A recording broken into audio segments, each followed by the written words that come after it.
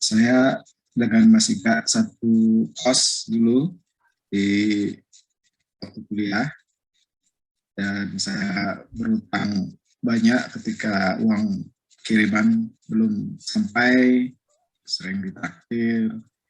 Jadi kalau sudah minta beliau, saya susah menolak. Jadi tapi tentu juga selalu merupakan sebuah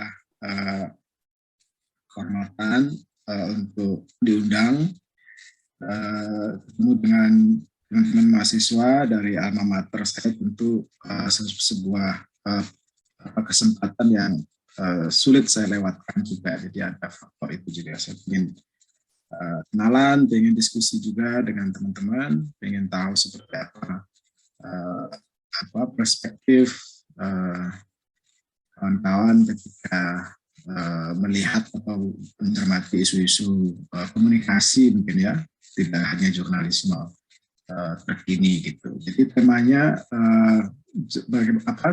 bagaimana menjadi jurnalis itu mungkin terlalu umum, tapi tadi yang disampaikan Mas Ida, peluang, ancaman, tantangan jurnalisme Indonesia gitu ya. Jadi saya fokus di 3 itu. Nanti saya coba cerita ancamannya apa aja sih. Saya coba sampaikan tantangannya seperti apa, dan juga peluang-peluangnya seperti apa. Jadi mudah-mudahan dengan paparan ini teman-teman dapat gambaran, dan saya tentu kepingin sekali diskusi setelah itu sejauh mana apa yang saya sampaikan itu nyambung dengan apa yang teman-teman bayangkan ya, karena pasti teman-teman juga sudah punya gagasan-gagasan tentang jurnalisme digital, jurnalisme Indonesia sekarang. Saya share screen, kita mulai saja supaya lebih banyak waktu untuk diskusi. Jadi tantangan, peluang, dan ancaman kita bicara itu malam ini 3 bagian itu akan kita coba pisahkan, dan kemudian esensinya apa gitu ya. Tapi di awal dan di akhir saya ingin menyisipkan beberapa prinsip penting dari jurnalisme yang ketika kita berbicara dalam 3 frame itu, peluang, ancaman, tantangan, itu tidak boleh lepas dari prinsip-prinsip dasar ini. Karena menurut saya itu penting, kalau tidak kita tidak punya jangkar gitu ya ketika berdiskusi, dan bisa melupakan esensi dari jurnalisme itu sendiri. Jadi saya percaya, dan juga banyak pengalaman di negara-negara demokratik membuktikan jurnalisme itu adalah bagian yang esensial dari demokrasi. Jadi dia adalah public goods, seperti juga layanan-layanan publik yang lain, seperti air minum, listrik, internet. Jurnalisme itu adalah public goods. Dia adalah sebuah produk, sebuah layanan gitu ya, yang dibutuhkan oleh sebuah society, sebuah masyarakat, sebuah ekosistem publik gitu ya, untuk berfungsi. Nah, tapi yang kunci, public goods yang namanya jurnalisme ini hanya bisa berfungsi kalau ada public trust, kalau masyarakat percaya pada esensi jurnalisme itu. Nah, jadi itu jadi rumit gitu ya. Kalau kita langganan air atau internet kan kita nggak perlu percaya sama perusahaan atau pada produknya. Tapi kalau jurnalisme dia hanya bisa menjadi optimal gitu ya, menjadi berfungsi kalau ada public trust terhadap keberadaannya itu, terhadap pentingnya keberadaan jurnalisme publik. Nah, di situ baru perdebatannya akan menjadi kompleks gitu ya. Bagaimana kemudian bisnis media, teknologi digital itu memungkinkan delivery atau distribusi dari jurnalisme untuk kebaikan atau untuk kebermanfaatannya bagi masyarakat umum itu. Nah, ini tadi foto-foto ruang redaksi di Tempo, supaya teman-teman kalau biasanya kalau offline kalau bisa ketemu kan, saya terbang ke Surabaya atau teman-teman kunjungan ke Tempo, kira-kira suasananya seperti ini dulu sebelum pandemi. Nah, pertanyaan-pertanyaan dasar tentang esensi jurnalisme itu jadi makin relevan ditanyakan dan didiskusikan, karena selain kita bicara disrupsi digital ya, yang mengubah model bisnis, mengubah cara kerja, mengubah cara teman-teman mengkonsumsi informasi, pandemi membuat ada akselerasi perubahan itu gitu ya, memungkinkan perubahan yang tadinya diproyeksikan akan berlangsung mungkin agak lama gitu, itu dipaksa untuk lebih cepat. Perubahan-perubahan mendasar itu misalnya dari cara orang membaca, tadi Mas juga udah sebutkan gitu ya, tentang platformnya. Sepanjang tahun 2021 misalnya sejumlah media cetak berhenti terbit secara cetak gitu ya, termasuk koran legendaris Jakarta Post. Sekarang tidak ada lagi cetaknya, semua full digital. Juga kami di Tempo punya koran, berhenti cetaknya, pindah ke digital. Dan juga sebelumnya media-media lokal banyak yang juga berhenti cetak dan full ke digital. Nah, nanti kita bisa diskusi apakah beralih ke platform digital itu kemudian menandakan sebuah transformasi digital ke arah yang lebih positif atau justru sebaliknya. Apa yang disebut transformasi digital untuk media? Apakah hanya beralih platform yang tadinya diterbitkan dalam bentuk cetak, sekarang pindah dalam bentuk digital? Apakah itu cukup untuk disebut menjadi digital? Atau ada syarat-syarat atau indikator-indikator lain yang harus dipenuhi sebuah media untuk disebut sebagai sebuah media digital? Jadi nanti diskusinya bisa panjang. Nah, itu beberapa konteks gitu ya. Kemudian saya coba masuk, kita mulai diskusinya dari sisi tantangan, gitu, dari challenge-nya apa. Nah, saya mengemasnya dalam bentuk pertanyaan-pertanyaan. Ada beberapa, nanti setiap pertanyaan ada ulasannya, ada konteksnya, tapi jawaban finalnya tentu ada di benak kalian.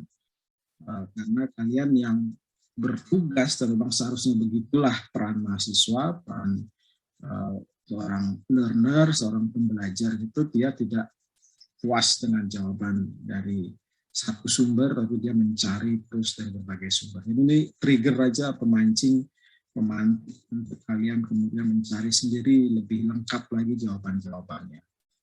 Nah, tantangan misalnya yang tiga yang paling mengemuka gitu ya, di era TikTok, di era Instagram, ketika orang pindah ke sosial media, apakah jurnalisme bisa tetap relevan? Relevansi jurnalisme ketika publik misalnya tidak lagi terpatok kepada agenda setting media. Kalau dulu yang disebut penting di publik, di masyarakat, yang disebut penting itu kalau sudah jadi headline di Kompas atau sudah jadi sampul majalah Tempo, berarti itu isu penting. Sekarang sebaliknya, isu penting itu setelah trending. Dan kemudian media konvensional, mainstream media mengambil peran sebagai explainer, menjelaskan background konteks dari isu-isu yang trending. Artinya gatekeeper-nya sudah bukan lagi media. Peran gatekeeper, penjaga gerbang yang memastikan informasi yang penting itu adalah informasi yang dimuat oleh media, sekarang tidak lagi relevan. Apakah itu membuat jurnalisme masih relevan? Kemudian ketika disrupsi digital terjadi, kita tahu salah satu dampak terbesar dari disrupsi digital adalah pendapatan utama media itu beralih. Dulu media hidupnya hanya dari iklan dan langganan atau eceran, jadi pembeli, dari orang yang membeli produknya. Nah, sekarang 70% pendapatan iklan media itu pindah ke perusahaan teknologi digital. Perusahaan seperti Google, Facebook, itu mendominasi, mengambil alih pendapatan iklan. Kenapa itu terjadi? Karena memang mereka bisa lebih masif gitu ya, dengan perangkat infrastruktur teknologi yang dimiliki, dengan platform yang dikunjungi oleh sebegitu banyak user. Dampak dari sebuah iklan di sosial media atau di platform digital menjadi lebih masif dengan harga yang jauh lebih murah dan bisa diukur dampaknya, dan itu membuat beriklan di media massa menjadi kehilangan daya tariknya untuk sejumlah klien dengan advertiser dengan motif mencapai atau outreach yang paling luas. Gitu. Kemudian dari sisi eceran juga begitu, tidak ada lagi kebiasaan yang umum gitu ya bahwa berita itu harus dibeli, karena sekarang justru yang terjadi kebiasaan yang timbul dari disrupsi digital adalah informasi itu gratis termasuk berita, sehingga upaya untuk membuat atau mempertahankan atau memperkenalkan model langganan atau reverse revenue itu menjadi lebih sulit. Nah, itu juga membuat itu tantangan yang lain gitu untuk media, bagaimana membuat media kemudian sustainable, bisa berkesinambungan kalau secara ekonomi model bisnisnya berubah. Nah, yang ketiga, ketika jurnalisme berorientasi pada kebutuhan pembaca, apakah itu hal yang positif atau justru dia kehilangan rohnya? Fungsi jurnalisme itu terletak pada gatekeeper-nya, pada agenda setting-nya, pada fungsinya untuk menciptakan opini, atau bukan di situ? Di mana sebetulnya roh jurnalisme itu? Ketika fungsi-fungsi pembentukan opini, fungsi gatekeeper, fungsi agenda setting itu tidak ada lagi, apakah kemudian jurnalisme menjadi tidak penting? Bagaimana mencari misalnya adalah yang membuat jurnalisme itu punya marwah, gitu ya, punya martabat dan disegani. Kalau ternyata tidak lagi relevan, maka apa yang membuat jurnalisme penting? Apakah fungsi explainer tadi? Jadi ketika misalnya ada sebuah tweet yang muncul di sosial media, sebuah posting, sebuah meme yang menghebohkan, kemudian media menulis ada apa di balik posting itu, menjelaskan konteksnya, menjelaskan background-nya, menjelaskan sejarahnya, kronologisnya, menjelaskan relevansinya, menjelaskan apa pentingnya sebuah posting itu. Apakah itu yang disebut sebagai jurnalisme di era digital? Jadi ini berbagai pertanyaan yang men-challenge gitu ya, menjadi tantangan, menjadi pertanyaan-pertanyaan yang harus dijawab oleh para wartawan atau para penggiat media, para penerbit, publisher di era digital seperti sekarang. Ini juga pertanyaan lain yang tidak kalah penting gitu ya. Ini beberapa cover story majalah Tempo ketika saya menjadi pemimpin redaksi majalah Tempo dari 2017 sampai 2019 itu saya pemimpin redaksi di tempo.co. Setelah itu sampai Juli tahun kemarin di majalah. Nah, ini beberapa cover story majalah Tempo. Ini sebetulnya fungsi investigative reporting, watchdog journalism. Ini fungsi lain yang tadi juga menjadi roh dari jurnalisme. Fungsi menjaga akuntabilitas dari penguasa, siapapun penguasanya, siapapun pemerintahnya, ada fungsi publik yang dilakukan oleh pemerintah dan harusnya accountable gitu ya terhadap legislatif misalnya. Tapi siapa yang mengawasi ketiga pilar ini kan? Legislatif, yudikatif, eksekutif, yang mengawasi siapa? Ada pilar keempat, pers, yang menjalankan jurnalisme. Tapi ketika model bisnisnya tidak ada atau terdisrupsi, bagaimana mempertahankan model-model investigative reporting ini? Ini lagi-lagi sebuah tantangan gitu ya, dan kita lihat sudah beberapa media mencoba menjawab tantangan itu.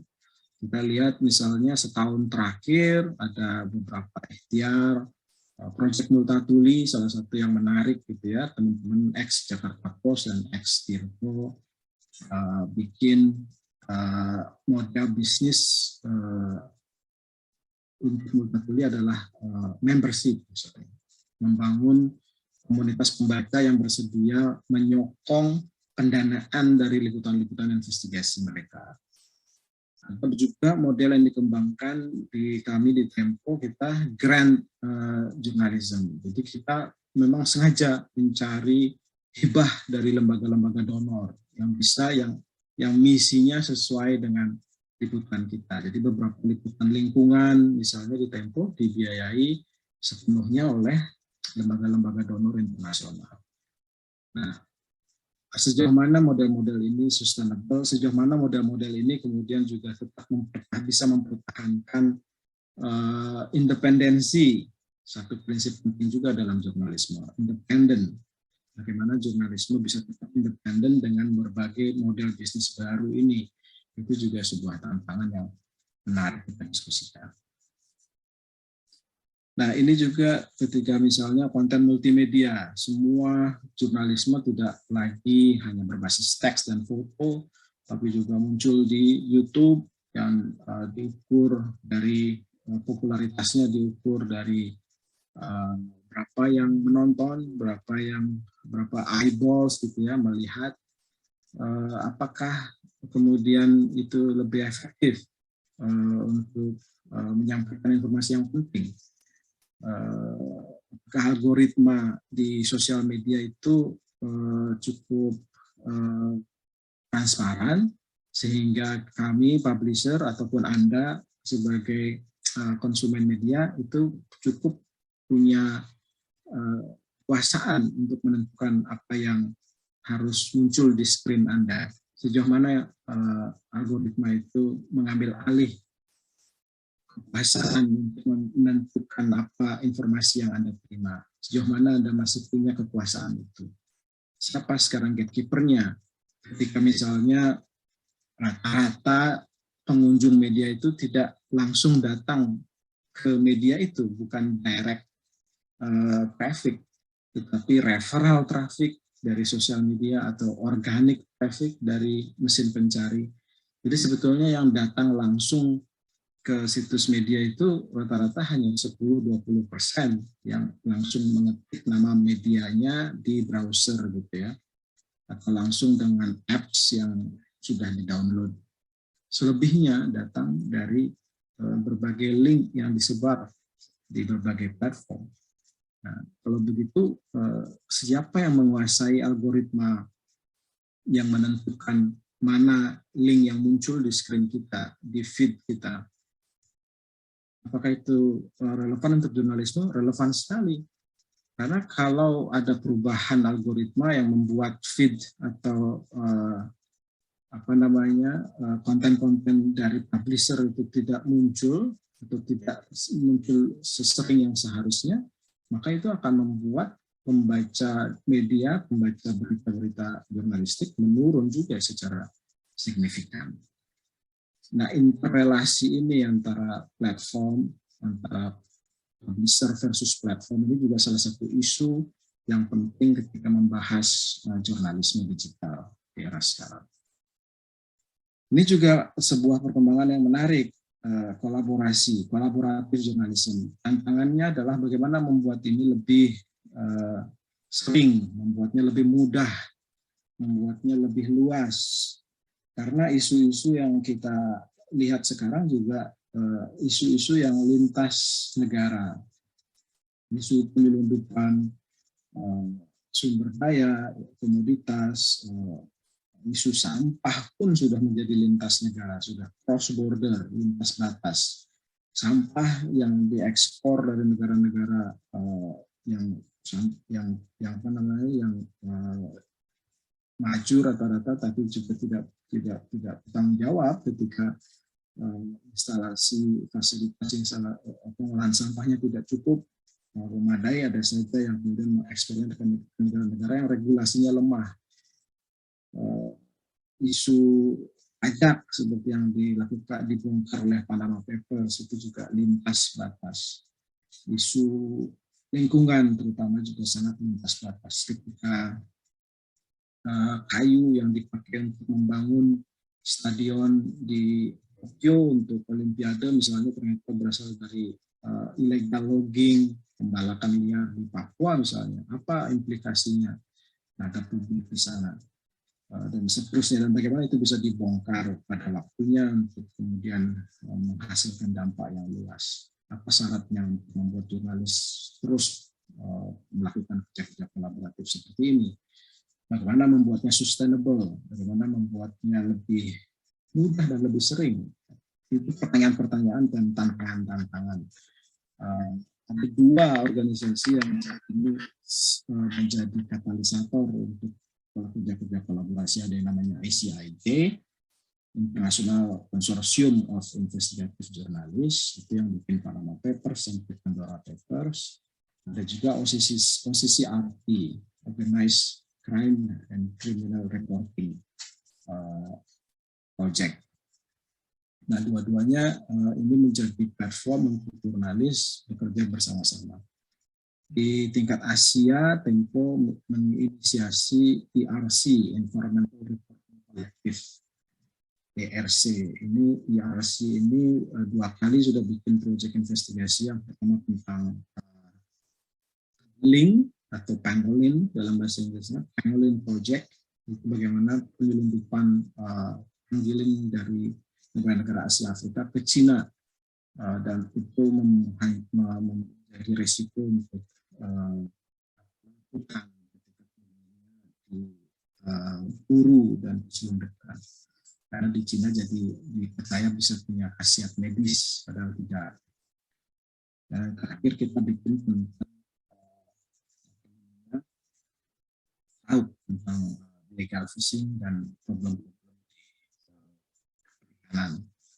Nah, semua liputan-liputan kolaborasi macam ini biasanya grant based juga, jadi danai oleh hibah lembaga-lembaga donor.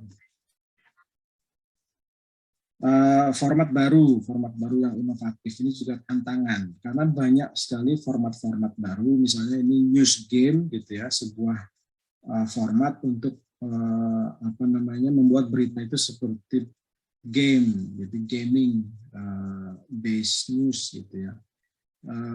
Bagaimana membuat format-format baru yang inovatif tapi juga nyambung gitu dengan kebiasaan para pembaca. Dan ini proyek-proyek ini kan pasti jauh lebih sulit untuk dikerjakan karena melibatkan lebih banyak orang, timnya harus lebih lengkap, tidak hanya wartawan tapi juga programmer, desainer. Bagaimana memastikan inilah format yang diharapkan, bagaimana memastikan dampak yang dihasilkan dengan format-format baru ini lebih luas. Karena harus diakui di banyak media inovasi-inovasi jurnalistik memang baru sebatas menjadi etalase, menjadi showcase saja, menjadi contoh. Kami sudah menjelajahi atau sudah bereksperimen dengan format-format baru. Jadi apakah ini yang dibutuhkan? Tidak selalu gitu kan. Apa model bisnis yang tepat supaya model-model ini terus bermunculan dan seterusnya. Itu juga tantangan lain. Isu lain konvergensi. Jadi ini dihadapi banyak legacy media. Jadi media-media yang tadinya berbasis tradisional gitu ya, model pola-pola konvensional, dia pindah ke digital, atau sebuah korporasi media dengan banyak outlet kemudian ingin digabung menjadi satu. Bagaimana memastikan newsroom konvergensi ini bisa berfungsi dengan baik. Di situ ada banyak pertanyaan tentang skill, tentang kompetensi, tentang keterampilan apa yang harus dimiliki oleh jurnalis di newsroom konvergensi. Apakah jurnalis itu harus bisa semua? Apakah kalau bisa mau disebut wartawan era digital harus bisa foto, video, podcast, nulis juga, nulisnya macam-macam mulai straight news sampai long form, apakah semua harus bisa dikuasai? Apakah wartawan digital itu orang yang harus bisa coding? Jadi pertanyaan-pertanyaan tentang kompetensi apa yang dibutuhkan oleh jurnalis di era sekarang itu juga penting untuk didiskusikan. Dan tentu saja akan menentukan juga buat teman-teman yang ingin berkecimpung di jurnalisme. Isu yang lain adalah bagaimana pola hubungannya dengan audiens. Jurnalisme baru tidak hanya soal produksi, tapi juga engagement. ada kreator ekonomi. Jadi banyak media sekarang mengembangkan jaringan kontributor yang notabene sebetulnya adalah pembacanya yang diminta untuk menyumbang atau diperbolehkan dibuka ruang untuk menyumbang konten. Bisa ribuan sampai puluhan ribu bahkan jumlah kontributor ini, dan ini diharapkan kemudian menjadikan si media itu sebagai sebuah ekosistem content network gitu ya, sehingga diharapkan dia menjadi lebih lengkap layanannya kepada customer-nya atau konsumennya. Ini juga memunculkan pekerjaan-pekerjaan baru di dunia industri media. Jadi yang kalau ingin bekerja di media tidak hanya menjadi wartawan, tidak hanya menjadi reporter atau editor, tapi juga ada yang namanya sosial media designer, ada sosial media strategis, ada audience development manager, ada engagement manager, ada network manager, dan seterusnya. Jadi pekerjaan-pekerjaan jurnalisme itu menjadi lebih luas lagi, tidak hanya mencari berita gitu dan menyebarluaskan berita, tapi juga membangun jaringan, mempertahankan relasi dengan audiensnya dan seterusnya. Ini pekerjaan-pekerjaan baru jurnalisme. Dan ini salah satunya dipicu oleh pergeseran konsep ini dari newsroom yang tadinya hanya soal producing stories gitu ya, menjadi newsroom yang menjadi pelayan komunitasnya gitu, menjadi bagian dari upaya menjelaskan peristiwa yang terjadi di sekeliling komunitasnya, dan semua menjadi satu ekosistem informasi. Apakah ini berita baik untuk jurnalisme atau bukan? Atau membuat jurnalisme kehilangan rohnya yang tadi kita sempat diskusikan, atau dia punya roh baru yang lebih relevan? Kita ada di titik ini sekarang, di persimpangan ini. Gitu. Tentu ada sebagian publisher yang sudah memutuskan, saya akan menjadi ekosistem produksi informasi, produksi berita saya itu hanya 10%, selebihnya dari UGC, User Generated Content, dari kontributor. Ada yang membedakan, memisahkan penempatannya, ada yang membuatnya kelihatan sama. Kumparan, IDN Times, narasi, semua punya UGC. Suara.com, Pikiran Rakyat,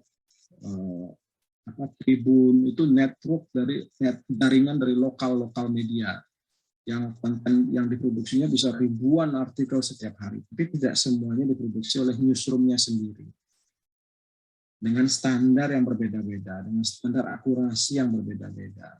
Bagaimana membuat itu diketahui, dikenali oleh pembaca? Apakah itu sesuatu yang membantu masyarakat memahami sekelilingnya atau tidak? Itu banyak dilema-dilema yang harus dilalui oleh setiap publisher. Ini isu lain yang juga masuk di area tantangan adalah transformasi. Tadi kan kita sudah menyinggung sedikit tentang bagaimana media-media legacy harus merubah diri, salah satunya dengan konvergensi. Itu konsep yang akan sering muncul dalam diskusi tentang jurnalisme. Tapi juga transformasi digital, kultur medianya seperti apa, struktur yang tepat untuk redaksi yang baru seperti apa, workflow atau sistem yang tepat seperti apa. Jadi orang-orang yang dengan background manajemen atau bisnis gitu ya, sekarang juga banyak melihat media untuk mengkaji gitu ya, bagaimana manajemen newsroom, manajemen redaksi itu bisa beradaptasi, bisa bertransformasi dengan kebutuhan-kebutuhan barunya di era digital. Ini contoh saja bagaimana transformasi digital itu memunculkan profesi-profesi baru yang tadi saya sebut. Banyak profesi-profesi baru yang tidak melulu soal produksi story. Ada audience development, ada analytics, ada teknologi, ada multimedia, ada desainer, web designer, news programmer, data jurnalis, macam-macam. Nah, ini rekrutmen posisi baru yang mendorong transformasi digital. Sisi lain, bagaimana keberadaan tenaga-tenaga atau posisi-posisi baru ini juga tidak membuat si publisher, si media ini kehilangan roh jurnalistiknya gitu. Karena ada juga transformasi digital yang justru membuat si media kehilangan roh jurnalistiknya. Nah, ketika keberadaan media-media digital ini meninggalkan atau dituduh atau dikambing hitamkan atas penurunan kualitas jurnalistik, artinya orang kan kemudian tidak lagi percaya pada jurnalisme, kehilangan public trust. Ketika media kehilangan public trust, apakah jurnalisme sebagai public goods bisa dipertahankan? Transformasi digital menjadi kompleks ketika sampai pada pertanyaan itu. Jadi dia dituntut oleh kondisinya gitu ya untuk berubah, kemudian dia memilih sebuah model bisnis yang ternyata konsekuensinya adalah kualitas kontennya menurun dan membuat orang tidak percaya, dan akhirnya jurnalisme sebagai secara keseluruhan dipertanyakan. Nah, ini beberapa model perubahan yang terjadi. Jadi tadinya outlet fokus newsroom menjadi adaptif, audience fokus news provider menjadi lebih luas dan lebih fleksibel. Oke, itu dari sisi tantangan. Cukup banyak ya, baru tantangan ya. Atau mau bertanya dulu soal tantangan sebelum kita masuk ke ancaman dan peluang. Baru tantangan. Baru tantangan. Makanya ngasih topik jangan luas-luas. Gak apa, justru keren ini. Sambil berpikir ini, jangan-jangan silabus untuk mata kelas dasar perlu diubah total nih kayaknya. Kawan-kawan ada yang mau bertanya dulu nih, silakan. Kalau mau ada yang bertanya. Ada yang. Nah, silakan tuh Nadia. Baik, terima kasih untuk Mas Iga dan Mas Wahyu atas materinya terkait tantangan. Seperti yang kita tahu ya Mas, di era digital ini kan banyak banget media-media jurnalis gitu, tapi kayak Tempo itu kan kadang kalah gitu loh sama jurnal-jurnal yang lain. Jadi kayak istilahnya di era digital ini tuh seorang jurnalis tuh nggak harus lagi masuk ke dalam media-media besar gitu, tapi ada media-media kecil yang kadang itu kurang trusted gitu kan Mas, dan itu tuh sering menyebarkan hoax gitu. Terus gimana sih cara Mas Wahyu sendiri untuk menghadapi jurnalis-jurnalis yang kurang kredibel ini, yang tidak terdaftar dalam data-data itu? Sekian dari pertanyaan saya. Terima kasih. Ya. Ini ada dua pertanyaan lagi, mau dijawab apa di collecting pertanyaan dulu? Oke, kumpulin dulu deh. Kumpulin dulu ya. Diingat ya, ntar aku juga lupa ini. Christian, silakan Christian. Tanya ini sih Mas, kalau misalnya pertama tantangan di jurnalisme itu persaingannya seperti apa? Kalau misalnya di zaman dulu itu seperti apa dan di zaman sekarang itu seperti apa? Apakah ada persaingan? Kan kita tahu sendiri kalau jurnalisme itu ada naungannya sendiri-sendiri kayak Tempo, Detik dan lain-lain. Lalu persaingan dalam jurnalisme itu sendiri seperti apa? Terus yang kedua, apakah pada zaman dahulu itu tantangan jurnalisme itu seribet atau sekompleks inikah, dan bagaimana pada zaman dahulu Mas Wahyu sendiri mengatasi tantangan jurnalisme yang ada pada saat itu? Itu sih Mas. Saya agak irritating mendengar kamu menyebut zaman dahulu ya. Kok kayak tua banget sih gue. Memang tua. Oh, ada dua lagi yuk. Gimana ya? Mau dijawab dulu apa gimana? Ya, kumpulin dulu deh. Komen dulu ya. Lutfia, silakan Lutfia. Baik, terima kasih Mas Igak atas waktunya dan juga Pak Wahyu. Di sini pertanyaan saya mungkin singkat saja. Jadi tadi kan sudah sempat dijelaskan bahwa industri media massa juga tantangannya adalah salah satunya yaitu di keuntungan dan di iklan ya Pak. Jadi kan selain dari tujuan jurnalisme itu adalah memberikan informasi kepada masyarakat, tentu juga kalau kita udah masuk ke industri media massa pasti juga membutuhkan keuntungan gitu. Nah, di mana terkadang akhir-akhir ini tuh banyak muncul berita-berita yang menggunakan judul clickbait. Nah, yang ingin saya tanyakan adalah di industri media massa sendiri, apakah ada batasan yang jelas mana clickbait yang dibolehkan dan mana yang tidak diperbolehkan atau mungkin tidak diperbolehkan sama sekali? Seperti itu. Terima kasih Mas Sigak dan Pak Wahyu. Sebentar, biar pasti. Loh, ada Mas Iman di sini nih. Ada senior di sini. Mas, gak apa-apa deh. Mas Iman, selingan. Mas Iman ini dari Surabaya ya? Enggak. Saya Mas Ega terima kasih.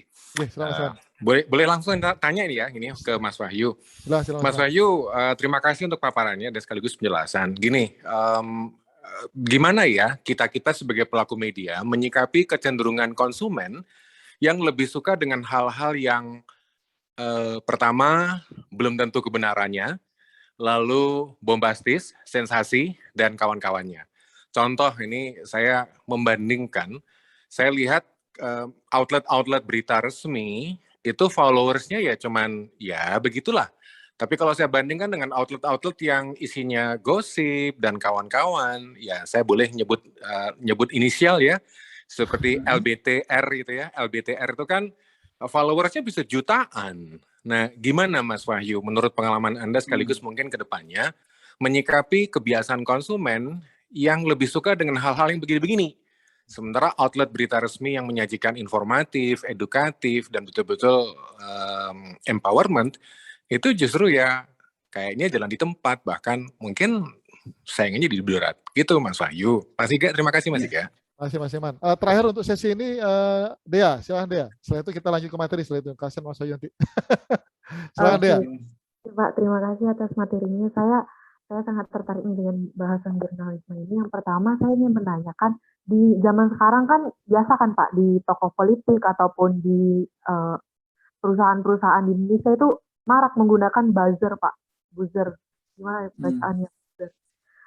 Terus, gimana nih caranya jurnalisme buat mengatasi buzzer ini? Karena sebenarnya kan misalnya ada waktu ini majalah Tempo rilis, terus ada banyak reaksi dari buzzer ini yang kayak ada hashtag gitu Tempo gitu yang menjelek-jelekkan Tempo.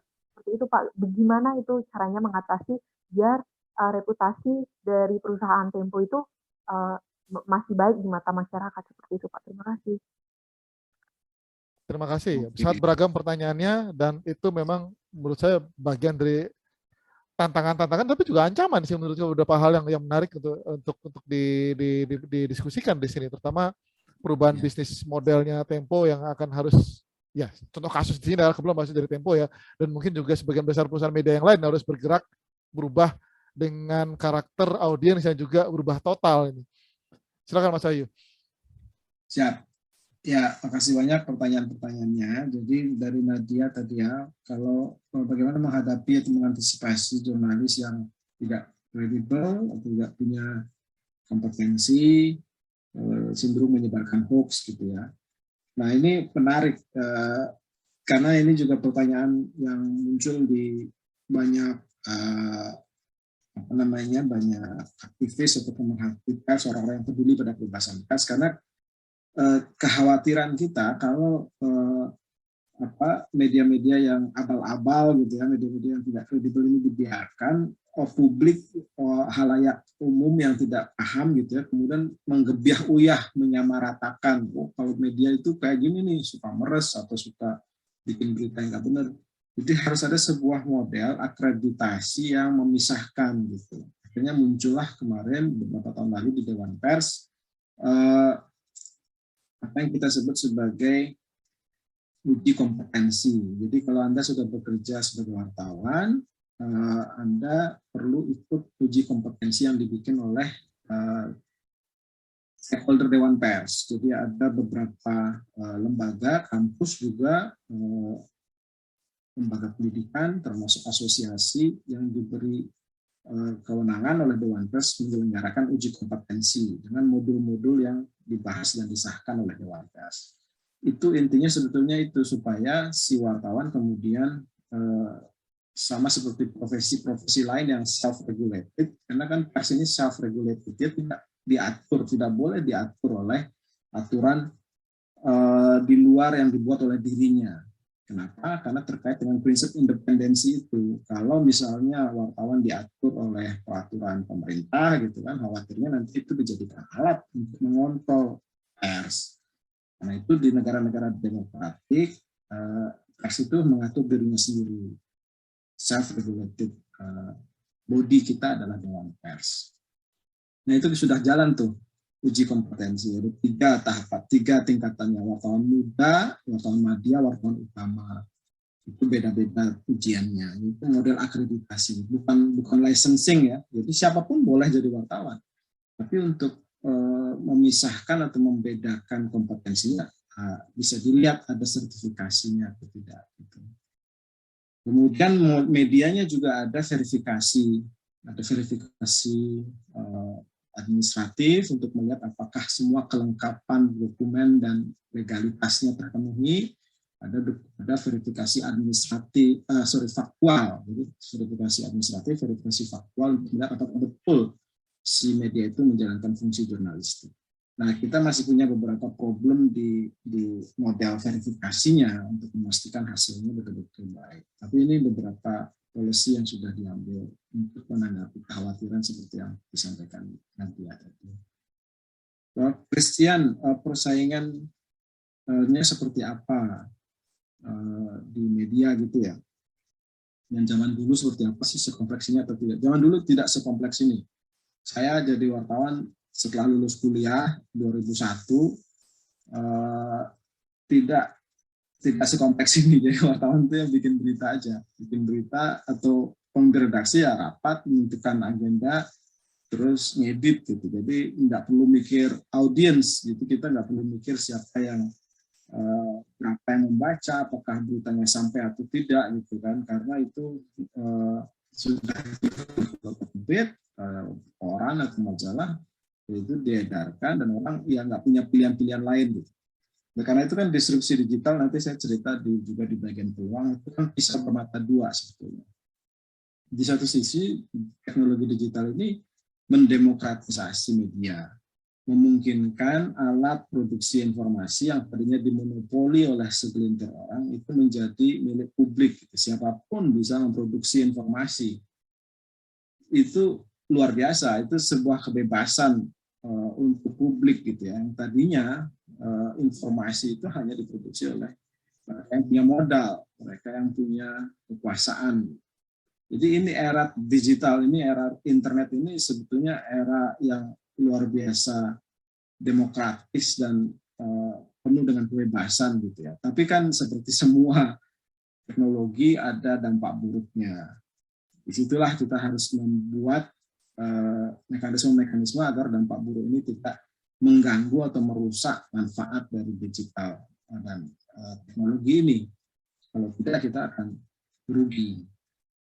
Jadi zaman dulu tidak sangat sekompleks sekarang. Persaingannya sekarang seperti apa?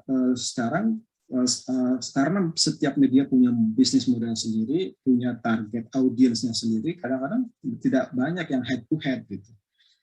Keunikan atau diferensiasi dari setiap media itu yang jadi penting. Tempo kekuatannya apa, Kompas kekuatannya apa, Detik kekuatannya apa, narasi kekuatannya apa, itu yang menjadi diferensiasi, yang menjadi layanan unik gitu ya, yang harus bisa ditonjolkan, dan itu yang dicari gitu, yang membuat dia dicari. Kalau dia tidak punya diferensiasi, dia akan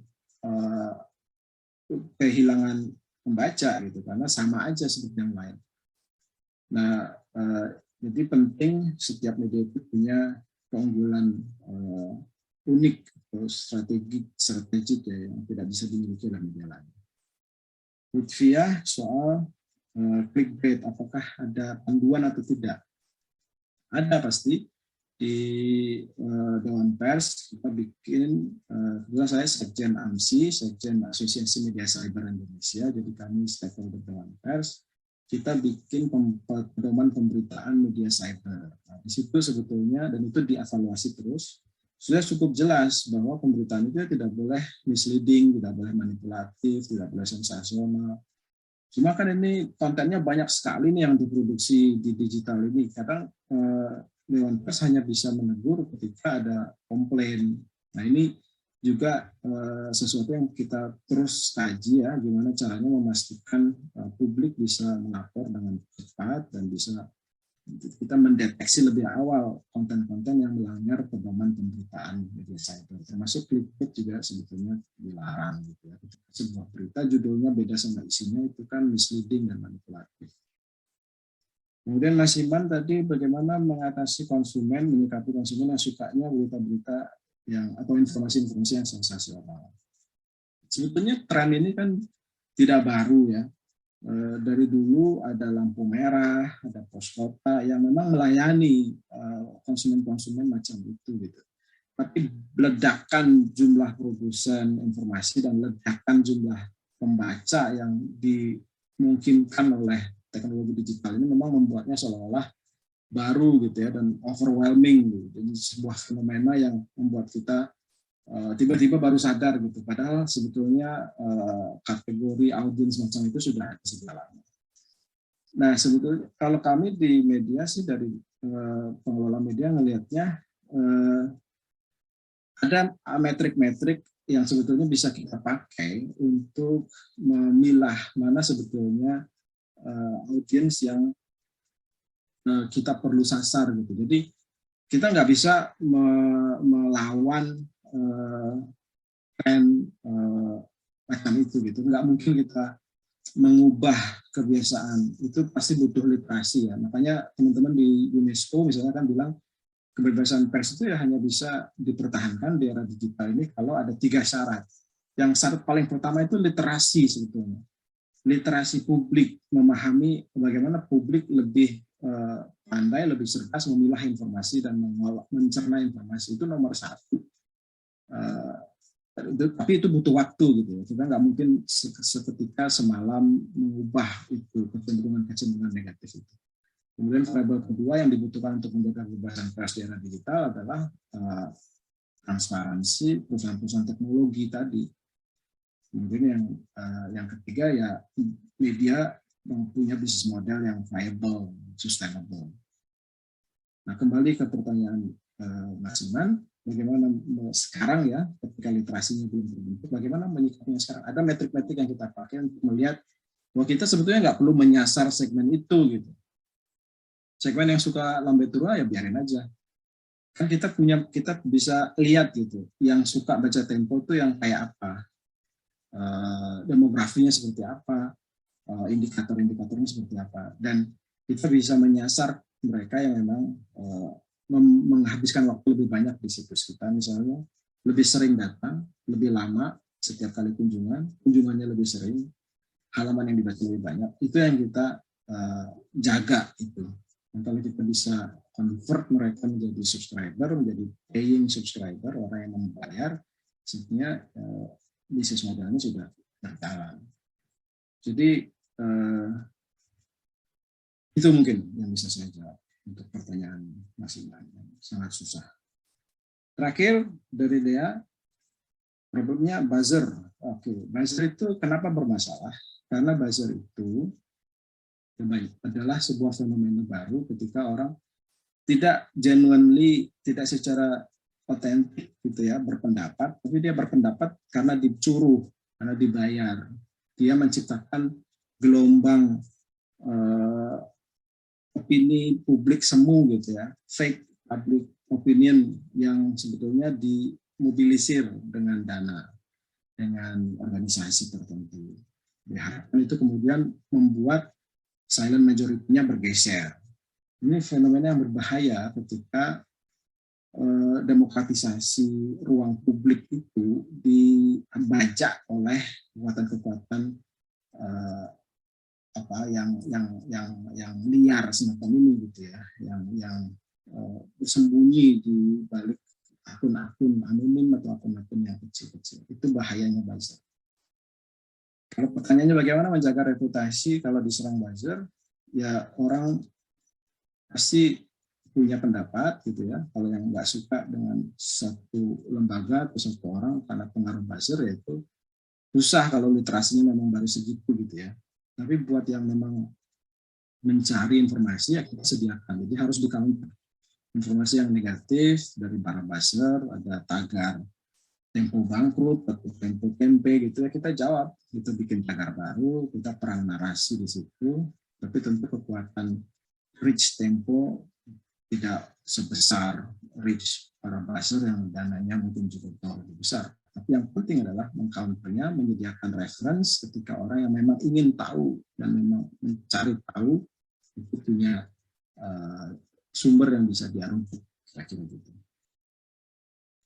Oke, itu 5 pertanyaan. Kita lanjut.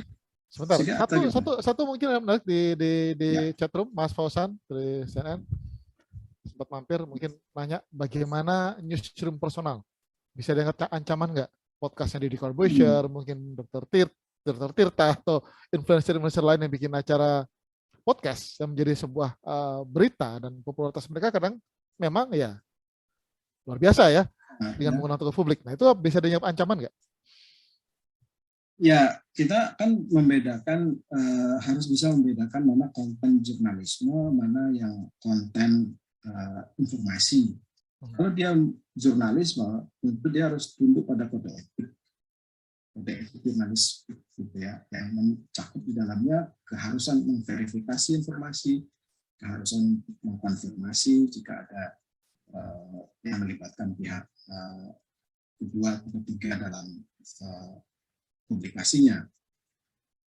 Ada banyak persyaratan lah yang diatur di kode etik jurnalistik yang membedakan konten jurnalistik sama konten pada informasi pada umumnya.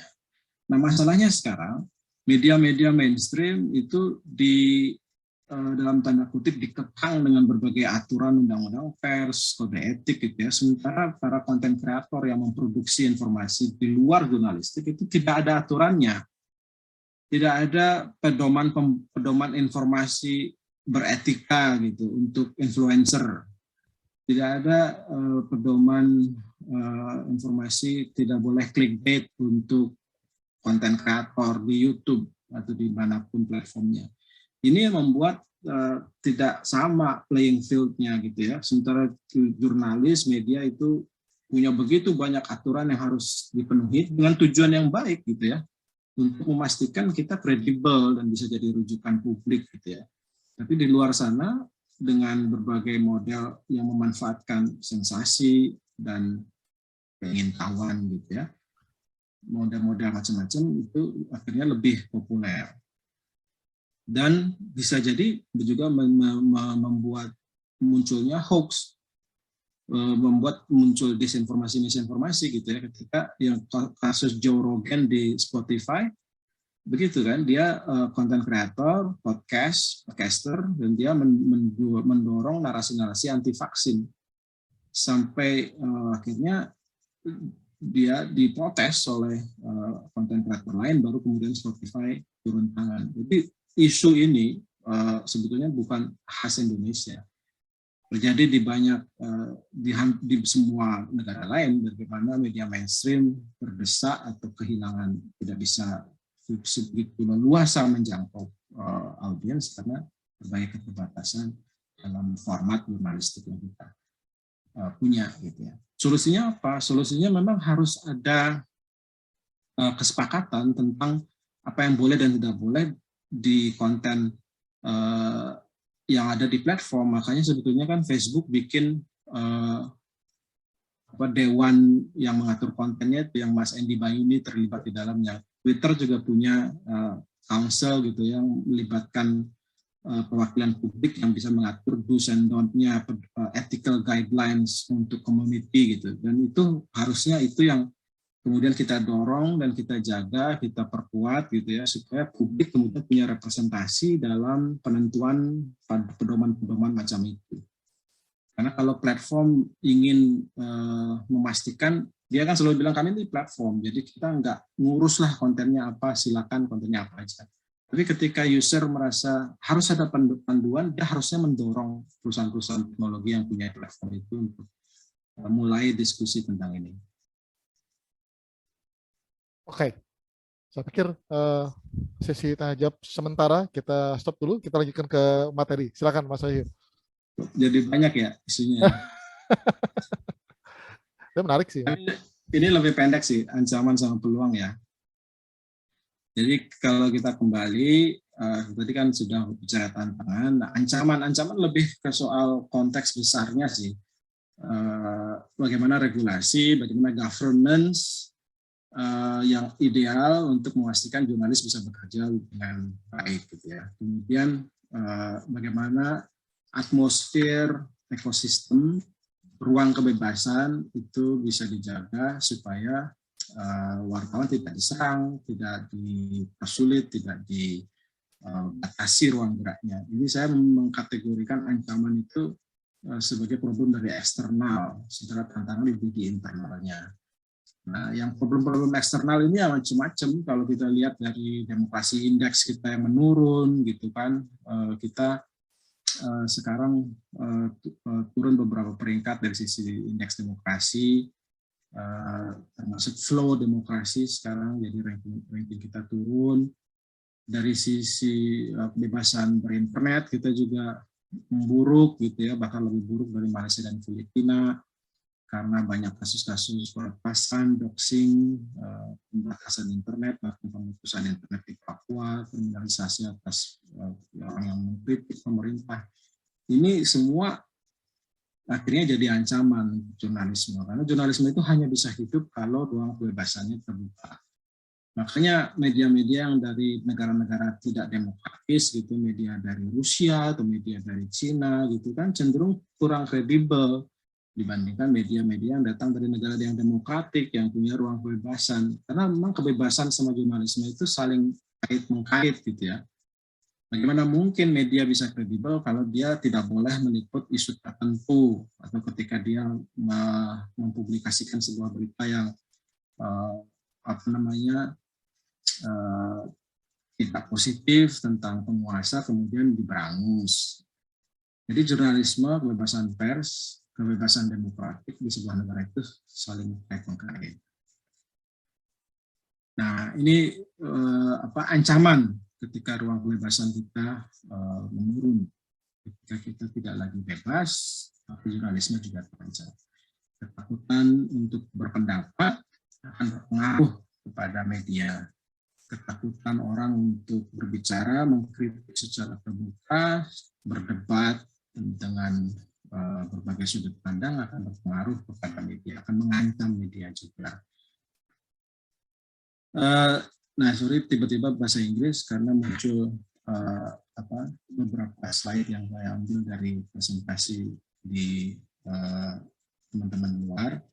Jadi media landscape kita sekarang juga sebetulnya tidak ideal juga. Kita membawa residu dari landscape media yang sebelum era digital. Diversifikasi kepemilikan terutama itu masih bermasalah. Struktur kepemilikan media itu jadi penting. Karena ketika pemilik media punya kepentingan bisnis dan politik yang tersangkut ke medianya, maka si media juga tidak bisa sepenuhnya independen. Pola pendanaan media lokal yang sangat tergantung pada APBD, pada anggaran-anggaran pemerintah itu juga membuat media tidak bisa sepenuhnya independen. Itu juga ancaman. Serangan-serangan terhadap media dan juga era post-truth gitu ya, ketika orang percaya pada apa yang ingin dipercaya, lepas dari faktanya, itu juga ancaman. Ini tadi soal kepemilikan, kemudian suara jurnalis gitu ya, yang harusnya diwakili oleh serikat. Ini juga masih bermasalah. Serikat jurnalis, ancaman terhadap serikat-serikat jurnalis juga masih ada. Media kemarin terakhir di FIFA, di grup MNC gitu ya, bikin serikat wartawan itu kemudian malah pecat, dipindahkan. Itu masih terjadi. Dan itu membuat itu ancaman juga. Impression based business model yang tadi itu traffic minded journalism itu juga membuat digital disruption itu justru membuat race to the bottom gitu, membuat kita berlomba-lomba menuju dasar, menuju konten yang paling tidak berkualitas, karena justru itu yang dicari oleh traffic tadi yang sudah kita diskusikan. Masalah lain yang juga mengancam wartawan adalah persekusi. Jadi kita sempat dikejutkan 2020 kemarin oleh kasus Diananta Samaidi, wartawan dari Kalimantan Selatan, dia di penjara meskipun kasusnya sudah dimediasi oleh Dewan Pers. Jadi ini yang jadi tamparan betul untuk penggiat kebebasan pers di Indonesia, karena kasus Diananta sudah selesai di Dewan Pers, tapi masih dibawa ke polisi. Menurut Undang-Undang Pers tahun nomor 40 tahun 99, semua sengketa pers harus dibawa ke Dewan Pers dulu. Itu kunci kebebasan pers di Indonesia. Jadi begitu Dewan Pers memutuskan ini adalah konten jurnalistik, selesai di Dewan Pers. Tapi kalau ini bukan jurnalistik, silakan ke polisi. Itu Dewan Pers yang menentukan. Begitu aturan dasar ini diabaikan, semua terancam. Tidak hanya media lokal, semua wartawan di Indonesia terancam ketika ada sebuah kasus yang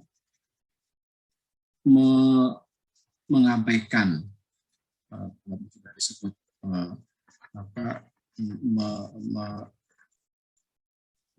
inilah tidak memperhitungkan atau tidak lagi menetapkan undang-undang pers sebagai aturan dasar yang menyangkut pers. Nah ini tidak hanya di Nanta, di Sulawesi Selatan juga terjadi, di Palopo dan di Sulawesi Tenggara. Ini juga tren yang mengkhawatirkan.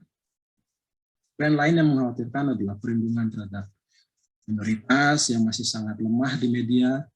Ketika media mengabaikan kaum minoritas, dia mengabaikan prinsip penting dalam kode etik jurnalistik. Karena di kode etik itu jelas, media jurnalisme harus memberi suara pada mereka yang tidak punya suara. Voicing the voiceless.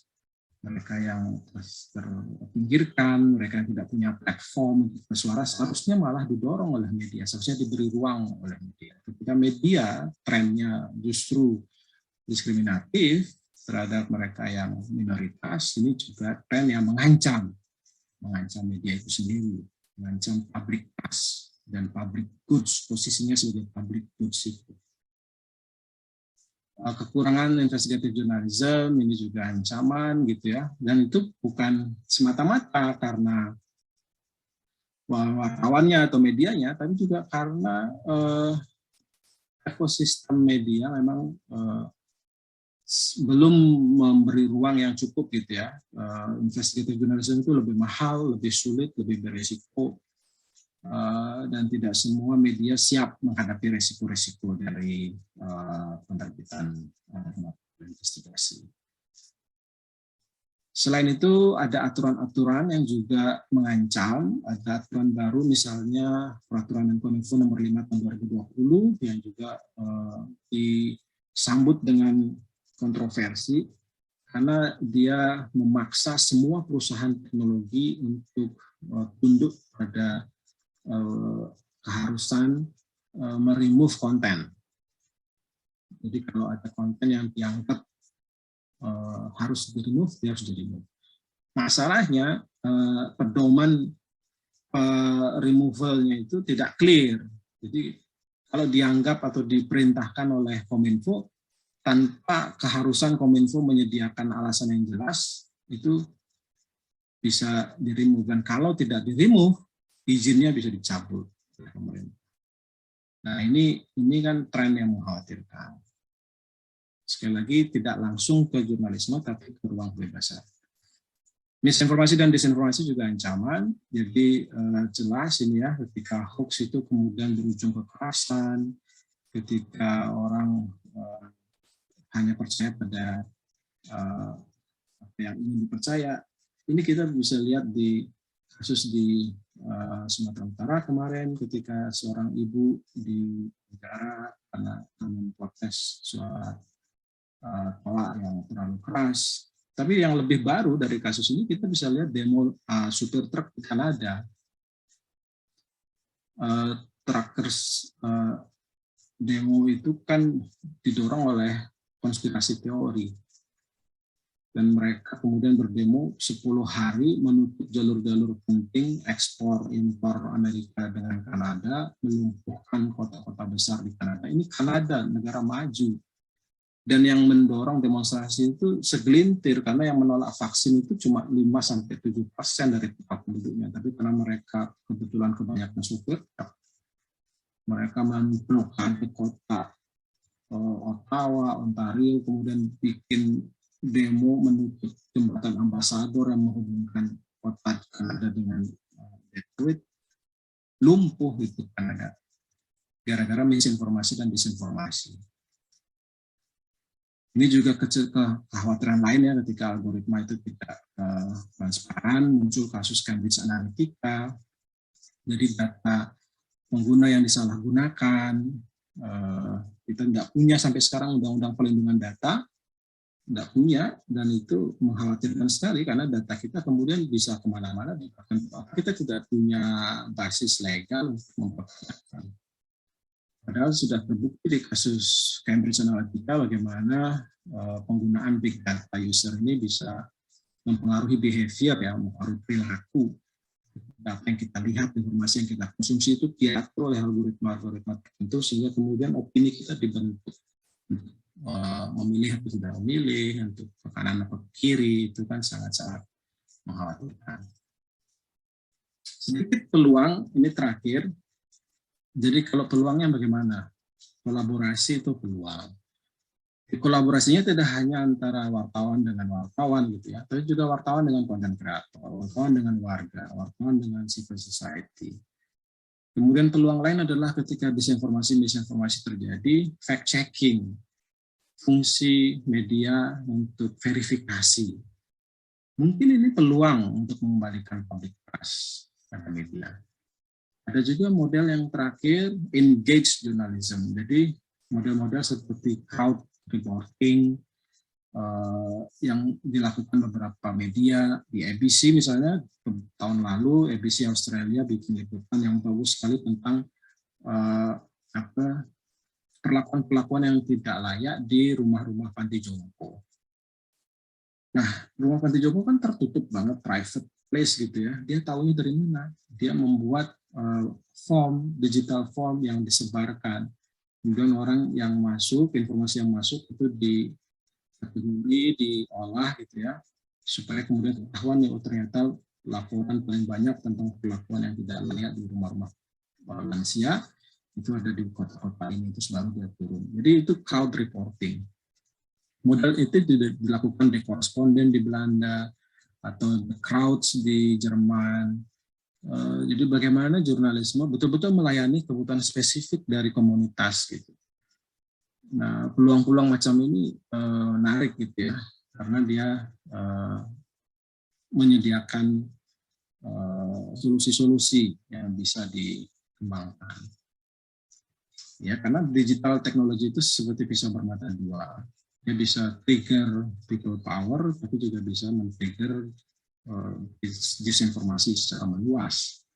Kita harus bekerja bersama-sama, orang-orang yang like-minded yang ingin memastikan digital ini bermanfaat, bagaimana menangkal pengaruh-pengaruh negatif dari digital teknologi. Ini beberapa inisiatif, indonesialeaks.id, ini kolaborasi 9 media di Indonesia untuk bikin platform whistleblower. Jadi gimana caranya orang di digital bisa melaporkan pelanggaran yang terjadi di lembaganya, tapi tanpa identitasnya terbuka. Jadi kita pakai teknologi global leaks, jadi secure platform, bahkan kita sendiri yang ada di Indonesia Leaks tidak tahu siapa yang mengirim informasi itu. Jadi dienkripsi secara berlapis. Tempo Witness ini juga model crowd reporting, itu kita melatih komunitas-komunitas untuk melaporkan apa yang meresahkan mereka. Jadi di Tempo Witness itu ada aplikasinya, kita datang ke sebuah lokasi, kemudian kita training selama 3 hari, kemudian si komunitas itu bisa melaporkan apa yang mereka anggap penting.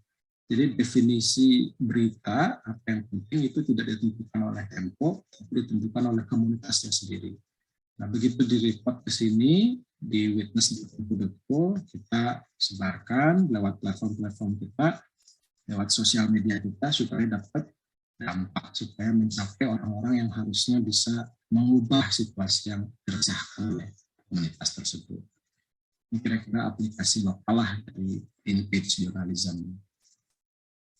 Cek fakta, ini juga sudah saya cerita tadi, semua fact-checkers di Indonesia sekarang bergabung di cekfakta.com, didukung oleh AJI, Aliansi Jurnalis Independen, AMSI, dan juga Mavindo. Jadi kita sama-sama bikin platform kolaboratif untuk cek fakta.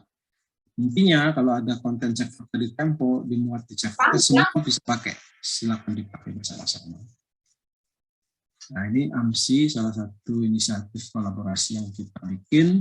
Tujuannya sebetulnya tujuan besarnya tadi itu, bagaimana secara konten jurnalismenya bagus, sehat, berkualitas, tapi secara bisnis dia juga mendukung konten-konten yang berkualitas itu tadi. Kemudian peluang lain adalah di isu climate change gitu ya. Kita sebetulnya bagaimana media mainstream jurnalisme menulis tentang climate change ini akan sangat penting karena isu ini isu yang paling penting di generasi kita dan akan menentukan masa depan kita semua. Ini peluang besar untuk wartawan-wartawan yang ingin, sebenarnya wartawan itu dasarnya kan storyteller, cerita gitu ya, penutur kisah, di mana semua yang kita diskusikan itu kalau bisa diformulasikan agar isu climate change menjadi isu yang paling dibicarakan dan dibahas dan dicari solusinya bersama, itu sebetulnya sudah kontribusi jurnalisme yang paling ditunggu gitu sebagai public goods itu tadi. Kemudian untuk mengatasi ancaman, ini 3 hak dasar yang harus dijaga. 3 hak dasar ini tidak boleh berkurang. Kebebasan pers dari sisi publisher, penerbit media harus punya kebebasan untuk menerbitkan apa yang dianggapnya penting. Kebebasan berpendapat, publik harus punya kebebasan untuk menyampaikan ekspresi dan pendapatnya. Dan semuanya harus bisa mengakses informasi itu secara terbuka. Dan equal rights gitu ya, equal access to informasi. Karena kalau media bisa publish, orang bisa berpendapat, tapi akses terhadap informasinya itu dibatasi oleh algoritma, oleh regulasi di balik algoritma, itu sama aja bohong. Kita nggak melihat feeding informasi yang kita perlukan gitu, karena makanya tag transparansi itu jadi penting dalam diskusi kita. Terakhir ini, ya tadi pers itu jadi penting, kenapa? Karena dia harus menjaga demokrasi. Jadi jurnalisme itu bukan sekadar konten, pers itu bukan sekadar bisnis, tapi ada fungsi-fungsi layanan publik yang dia emban gitu ya. Karena itu dia jadi penting, dan tanpa pers, tanpa jurnalisme kita bisa kehilangan demokrasi. Di semua negara yang demokrasinya terancam, yang paling pertama diberangus adalah jurnalisme. Kita harus mendorong supaya publik kemudian bisa berdebat secara sehat, dan itulah fungsi pers. Kita tidak perlu seragam, tapi kita punya ruang publik yang sehat, di mana kita bisa berdebat dengan beradab berdasarkan informasi yang kredibel. Informasi yang kredibel yang jadi dasar pendapat-pendapat kita itu disediakan oleh jurnalisme. Itu kira-kira. Terima kasih. Baik, terima kasih Mas Wahyu. Menarik sebenarnya dari soal peluang itu juga, ya bermata dua juga. Kalau teringat beberapa kasus terakhir mengenai kekerasan seksual, misalnya ada semacam pendapat bahwa media kurang mendapat percayaan dari korban sehingga mereka memilih untuk speak up di sosial media ya. Ini masih asumsi. Beberapa teman-teman sedang melakukan penelusuran dan penelitian mengenai itu. Apakah benar memang media konvensional, media mainstream kurang mendapat percayaan dari para korban kekerasan seksual sehingga mereka lebih memilih media sosial atau beberapa media influencer account untuk sebagai sarana untuk mengungkapkan itu. Tapi ini mungkin bisa dibahas nanti. Teman-teman silakan, ada yang mau bertanya? Itu kan bagian dari otokritik terhadap media juga masih. Ya, bagaimana media masih mendiskriminasi perempuan, masih mendiskriminasi kaum minoritas. PR panjang memang. zaman dulu, nah diselamatkan. kamu bilang zaman dulu lagi nih, zaman dulu.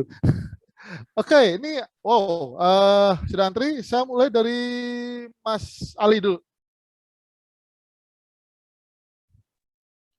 Halo, Pak, suara saya terdengar. Terdengar jelas, Mas. Silakan, Mas. Jadi Pak Wahyu, saya ingin bertanya mengenai ancaman bagi para jurnalis yang ada di negara yang tidak menganut sistem demokrasi gitu, Pak. Kan seperti Rusia dan Cina. Baru-baru ini kan saya membaca headline berita begitu bahwasanya jurnalis di Rusia itu selalu bertentangan dengan pemerintahnya gitu, pemerintah Rusia itu sendiri. Sedangkan yang saya tahu hal ini kan menentang kebebasan pers begitu Pak ya. Sehingga para jurnalis itu mereka di sana kalau di berita itu ada yang ditangkap dan sampai ada yang mengundurkan diri. Yang saya ingin tanyakan, apakah ada upaya atau solusi untuk mengatasi nasib para jurnalis yang ada pada negara tersebut gitu. Terima kasih. Konteksnya di Rusia dan Cina ya, tapi mungkin nanti Mas Wahyu bisa menambahkan konteks Indonesia. Apakah ada kasus-kasus yang mungkin serupa? Ya, kita tahu ada beberapa kasus yang serupa, tapi mungkin bisa di. Mau dijawab sekarang atau di collecting pertanyaan? Kumpulkan aja dulu. Ya, kamu dulu ya. Oke, baik. Zidan, silakan. Ya, terima kasih Mas Ika buat kesempatannya. Pertanyaan saya lebih ke apakah media itu untuk saat ini harus netral? Karena kalau dilihat sekarang itu saya ngelihatnya media itu justru nggak netral gitu justru malah memiliki keberpihakan seperti itu, Mas. Apakah jurnalis media harus netral? Dan sekarang kecenderungan malah tidak netral gitu ya maksudnya Mas Zidan ya? Ataukah memang idealnya media tidak boleh netral? Baik, bisa didiskusikan nanti. Baik, berikutnya Alma.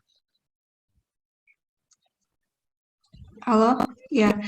Terima kasih Mas Iga atas kesempatannya. Iya, dan, seperti itu sih kurang lebihnya Mas pertanyaan. Oke. Thank you Zidan.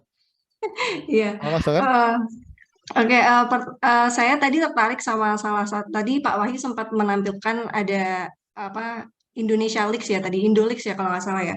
Dan itu saya pernah membaca tentang platform yang serupa juga namanya WikiLeaks. Mungkin Pak Wahyu juga tahu ya tentang keberadaan WikiLeaks itu yang dulu tuh sempat menjadi platform untuk leak-nya data-data dari Amerika gitu loh. Dan tujuannya juga hampir sama kayak Indoleaks tadi. Nah pertanyaan saya apakah adanya Indoleaks itu tadi nggak bertentangan dengan prinsip dari Dewan Pers tadi? Kan tadi Pak Wahyu sempat menyebutkan bahwa keberadaan Dewan Pers itu untuk menyatakan bahwa apakah berita itu lolos untuk dijadikan produk berita atau masuk ke atau tidak boleh diterbitkan gitu. Nah, apakah itu nanti adanya Indoleaks nanti nggak malah mengancam jurnalisme di Indonesia? Seperti itu sih Pak. Apakah nggak malah mendatangkan ancaman bagi jurnalisme di Indonesia gitu sih? Terima kasih. Indoleaks justru apakah punya potensi justru mengancam ya, walaupun dibentuk oleh para jurnalis juga. Baik, berikutnya Monica. Baik, terima kasih Mas Iga atas kesempatannya. Saya ingin bertanya kepada Mas Iga dan Pak Wahyu. Jadi saya ini pernah menonton sebuah series. Series itu berlatarkan di akhir 1800-an, mau masuk 1900-an.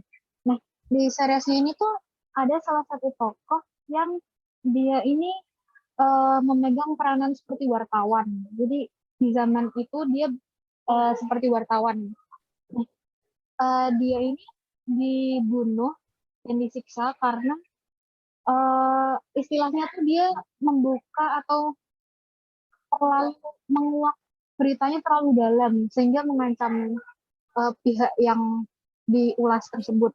Nah, dia tetap sebelum meninggal tuh dia tetap melakukan apapun demi beritanya itu tersebar agar semua orang tahu kalau pihak si Korea ini kalau pihaknya itu ada masalahnya, mereka bermasalah. Nah, saya ingin bertanya apakah wartawan atau orang jurnalistik ini memiliki atau melanggar kode-kode etik jurnalistik meskipun yang dikuak atau diulas itu sebenarnya adalah kebenaran? Terima kasih. Oke, sebentar. Saya miss out. Itu documentary apa fiksi ya? Ini fiksi. Fiksi. Jadi kalaupun misalnya kebenaran, apakah dia tetap dianggap melanggar kode etik jurnalistik gitu ya? Oke, thank you, Monica. Selanjutnya, Mbak Tiara. Selamat malam, Mas Ika. Selamat malam, Pak Wahyu. Baik, langsung ke pertanyaan ya, Pak. Jadi kita kan tahu ya, Pak, kalau sekarang ini kita hidup di era new media. Nah, saat berbicara tentang new media nih, banyak sekali percabangan yang bisa dibahas. Salah satunya new media dan society.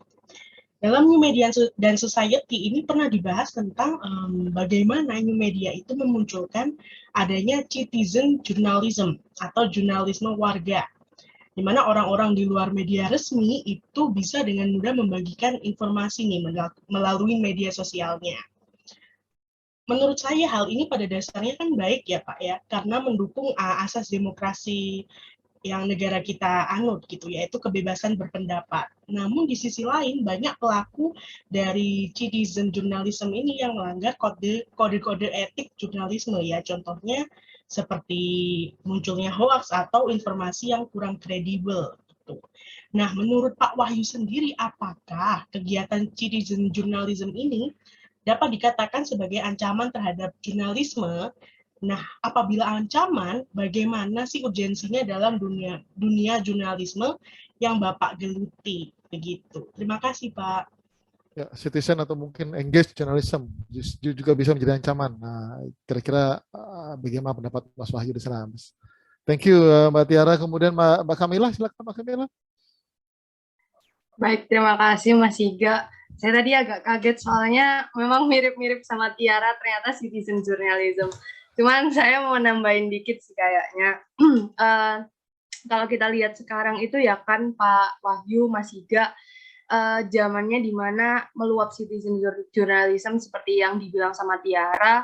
Tapi saya lihatnya itu karena anak-anak sekarang itu kena FOMO atau fear of missing out, di mana mereka itu latah untuk menyebarkan berita atau dapat info sedikit langsung di sharing di Twitter atau di TikTok biar mereka itu ikut trending, ikut FYP kayak gitu. Nah, padahal kan kita tahu info yang mereka dapat atau berita yang mereka dapat itu mungkin hanya sedikit saja, tapi mereka karena kena FOMO tadi jadi ikut menyebarluaskan. Kalau dari sudut pandang jurnalistik, sebenarnya ini adalah masalah baru atau kebermanfaatan atau kemudahannya karena ada di era digital seperti itu. Terima kasih. Menarik, FOMO sebagai gaya jurnalis. Saya guyonnya jurnalisme WA Group. Next, Mbak Salva. Saya nggak mendengar suaranya, Salva. Halo, apakah sudah terdengar? Jelas, silakan. Baik, terima kasih atas kesempatannya. Jadi pertanyaan yang saya ingin tanyakan kepada Pak Wahyu adalah, yang pertama, apakah ada pelatihan wajib tertentu yang diberikan oleh perusahaan media? Yang kedua, bagaimana perusahaan media menjamin keselamatan para jurnalis atau wartawan saat membuat liputan? Kan seperti yang kita tahu ada yang terluka atau ada yang dipenjara seperti yang telah diceritakan tadi. Apakah ada pelatihan mengenai keselamatan atau semacam asuransi yang diberikan oleh perusahaan? Terima kasih. Ini kayaknya Mbak Salwa juga pengen tahu kalau jadi wartawan apakah bisa terlindungi kayaknya. Thank you, Mbak Salwa. Selin, silakan Selin. Ya, apakah suara saya terdengar? Jelas, Selin. Thank you. Ya, selamat malam Mas Wahyu dan Mas Ika. Terima kasih atas kesempatannya. Saya Selin ingin bertanya dengan sedikit menyinggung mengenai konflik Rusia dan Ukraina ya Mas ya. Kemarin saya sempat membaca artikel di Instagram dan CNBC yang memberitakan bahwa Ukraina itu bergotong royong membuat bom Molotov. Nah, apakah seharusnya strategi Ukraina ini tidak disorot oleh media, Mas? Karena menurut saya dan komentar beberapa orang yang saya baca di artikel tersebut, mereka tuh bertanya-tanya bagaimana jika Rusia itu tahu strategi mereka karena media karena ulah media itu, dan mereka gimana nanti kalau mereka si Rusia ini mengatur ulang strategi penyerangan terhadap Ukraina. Nah, seperti itu. Nah, dalam hal ini bagaimana seharusnya media itu bersikap, Mas? Dan dalam keadaan genting seperti ini, apakah sudah tepat tindakan yang dilakukan oleh media? Lalu yang kedua, masih dalam isu yang sama, yang ingin saya tanyakan bagaimana tanggapan Mas Wahyu terhadap media yang menyorot kasus Rusia dengan Ukraina ini dengan menyebut konflik mereka itu dengan Perang Dunia Ketiga, padahal sebenarnya target Rusia ini kan adalah militer, bukannya sipil ya Mas ya. Kalau menurut pandangan Mas Wahyu sendiri bagaimana, apakah sebutan Perang Dunia Ketiga ini tidak terlalu berlebihan seperti itu Mas? Lalu satu pertanyaan lagi, boleh ya Mas ya? Ini berdasarkan pernyataan Mas Wahyu tadi bahwa ancaman dalam dunia jurnalisme itu banyak terjadi di negara yang persnya dibatasi, seperti yang Mas Wahyu katakan tadi, disebutkan adalah Rusia. Nah, yang ingin saya tanyakan bagaimana kasus pembunuhan wartawan yang banyak terjadi di negara yang di mana rakyat ini punya kekuasaan tertinggi di sana, seperti di Meksiko dan juga di Indonesia. Kita tahu belakangan ini kan di Meksiko banyak berita wartawan banyak dibunuh seperti itu. Terima kasih.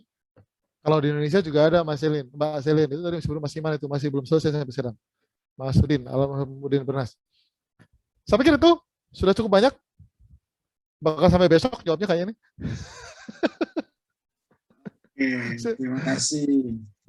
Pertanyaannya bagus semua. Kita mulai dari Ali ya.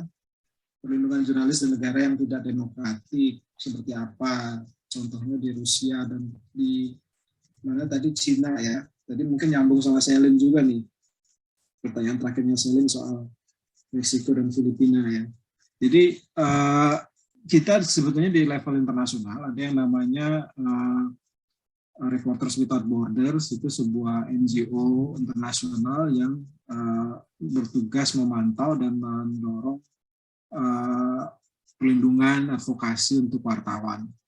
Jadi kantornya di New York di Amerika. Reporters Without Borders itu di Prancis ya, yang di Amerika itu Committee to Protect Journalists, CPJ, itu juga lembaga sejenis. Jadi infrastruktur di level internasional sih sudah cukup mature ya, jadi sudah cukup banyak lembaga yang bisa mengevakuasi, misalnya kalau dibutuhkan wartawan-wartawan yang terancam di negara-negara yang tadi disebut tidak melindungi wartawannya gitu ya.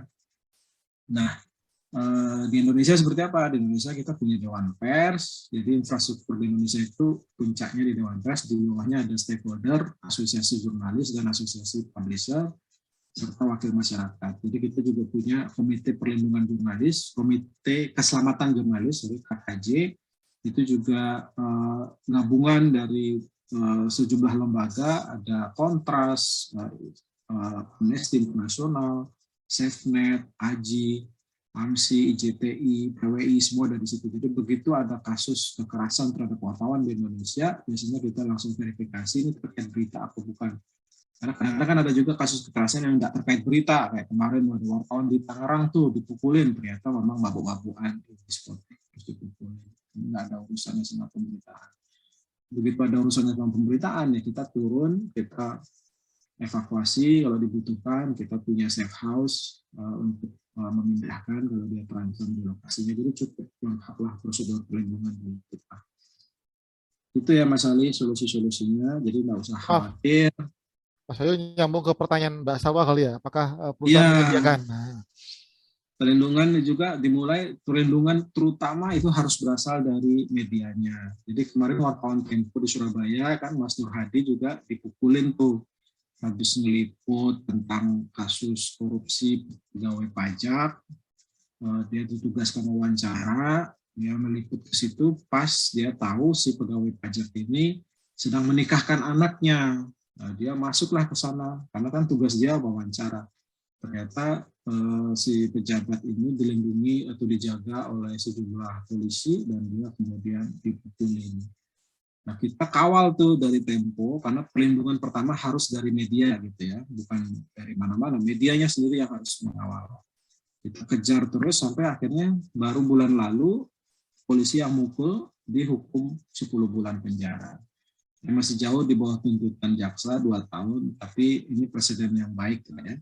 Jadi orang yang mengganggu kerja jurnalistik bisa dibawa ke pengadilan dan divonis. Kayak nggak ngerti gimana ya?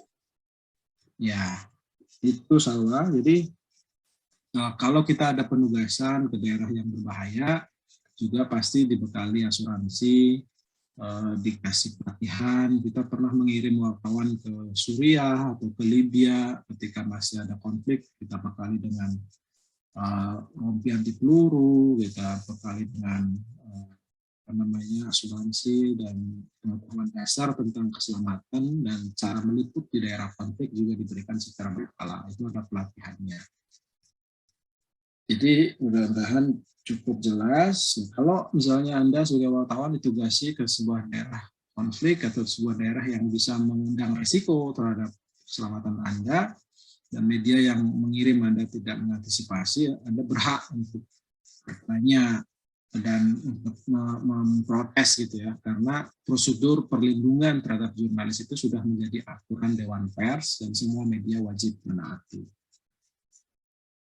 Dari sidang, media kok tidak netral ya, sekarang ada berpihak.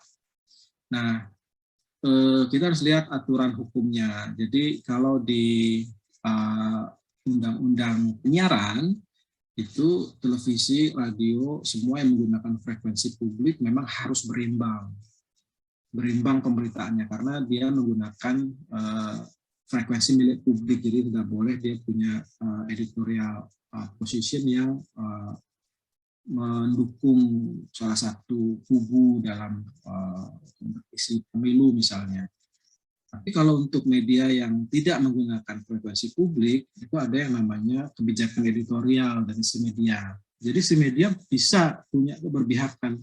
Dia bisa bahkan Jakarta Post dalam pemilu kemarin mengendorse kami, menyatakan kebijakan menurut kajian di tim editorial kami, maka posisi editorial policy kami adalah mendukung calon presiden ini gitu. Jadi dimungkinkan, tapi dia harus bisa menjelaskan kepada pembacanya.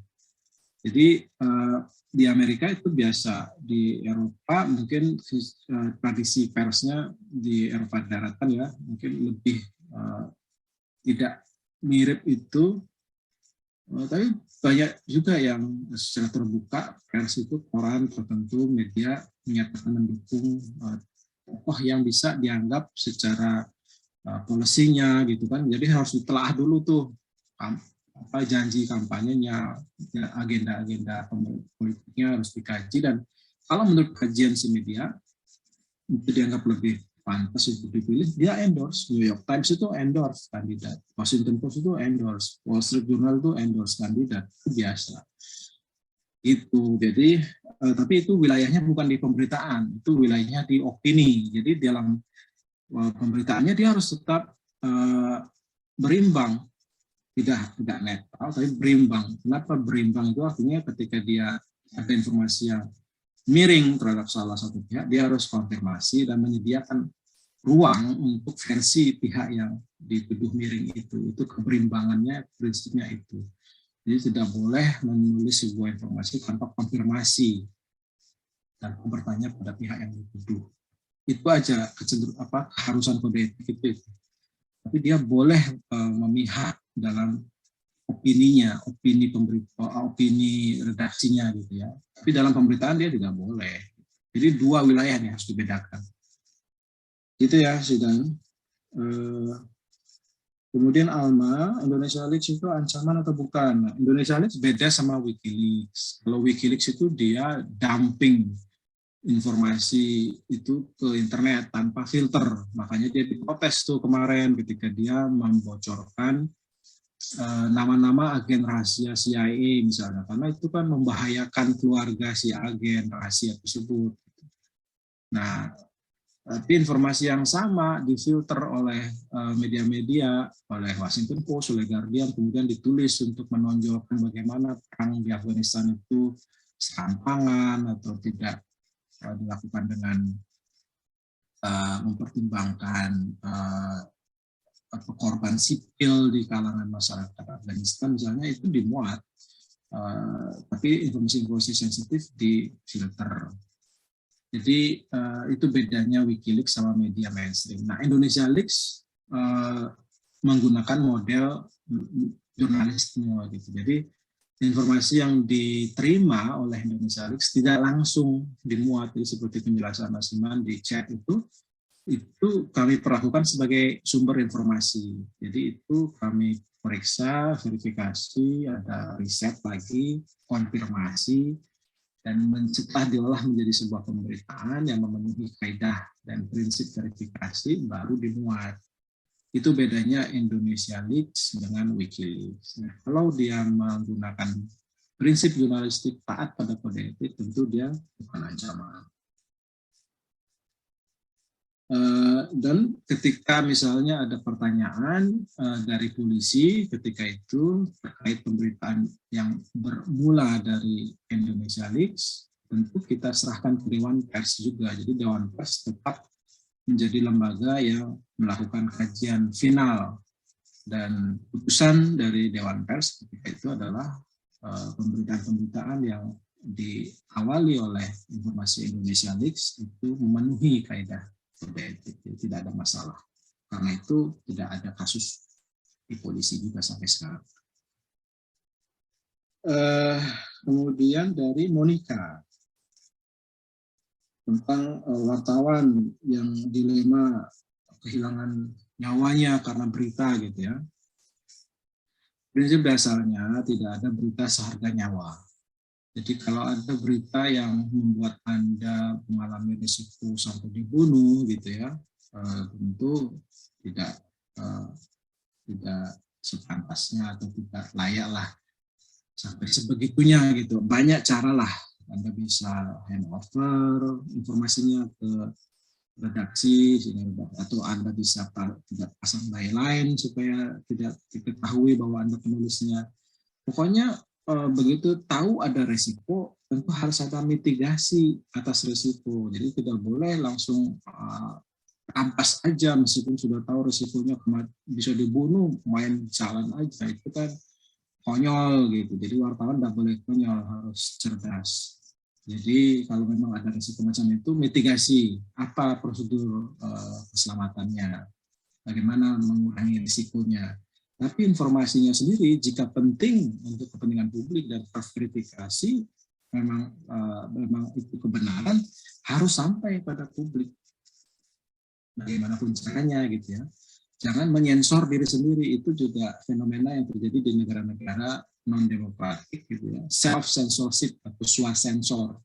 Karena takut tidak ada ruang kebebasan, takut diancam, takut diberangus, akhirnya wartawan-wartawan menyensor diri sendiri tanpa disuruh. Itu yang terjadi di Indonesia juga sebelum era kebebasan, sebelum 98.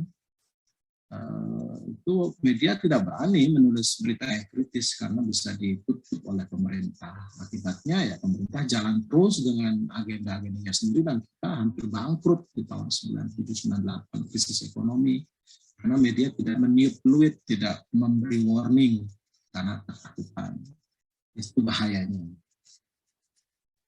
Dari Tiara, sosial media dan society, citizen journalism itu melanggar kode etik atau tidak? Ya, sekali lagi, ada yang namanya konten, ada yang namanya jurnalisme. Tidak semua konten itu jurnalisme. Ketika konten itu tidak menaati kode etik jurnalistik dan tidak dibuat dengan mematuhi prosedur verifikasi atau disiplin verifikasi, maka dia bukan jurnalisme.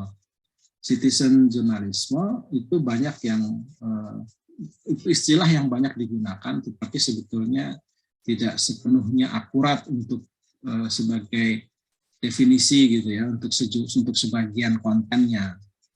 Karena sebagian konten yang disebut sebagai citizen journalism itu sebetulnya opini saja misalnya.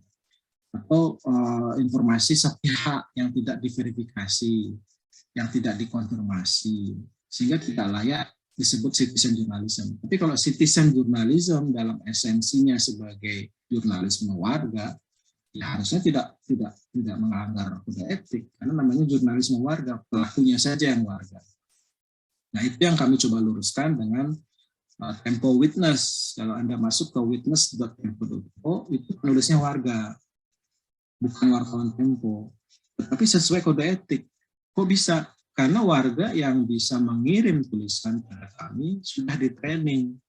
Kami training dulu, ada latihannya, ada seleksinya. Kalau mereka belum paham diulangi. Dan ada editor yang memeriksa sebelum dimuat. Editornya wartawan Tempo. Jadi dengan filter itu, dengan kurasi, dengan pelatihan, yaitu betul-betul lah Tempo Witness menjadi citizen jurnalisme dalam arti yang sejati, yang benar gitu ya. Kamila, soal FOMO, latah, sehingga sharing informasi-informasi. Apakah ini tren baru? Enggak juga. Fear of missing out itu tren yang terjadi di banyak generasi sebelumnya. Cuma digital disruption atau perubahan digital yang seketika yang cepat ini membuat tren yang tadinya mungkin tidak masif gitu menjadi ledakan. Sama seperti gejala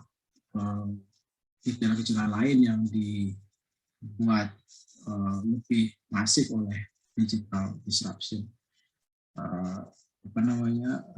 Kesepian, loneliness itu kan juga salah satu yang dipicu oleh sosial media atau